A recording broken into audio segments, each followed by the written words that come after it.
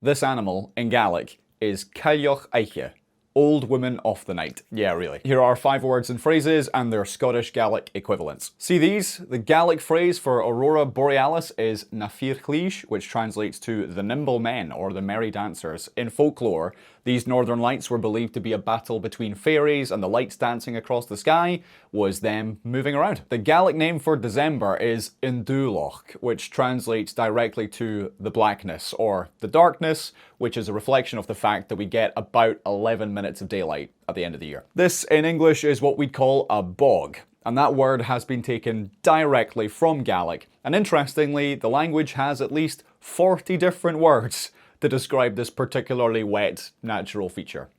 Don't know why you need so many. And maybe my favourite, this proverb, "Yn fer a vis fata ganashak yoe harish againn," which translates to, "The one who waits a long time at the ferry will get over eventually." i.e., good things come to those who wait. Mír bhilioch. And the fit for this video has been Silent Planet.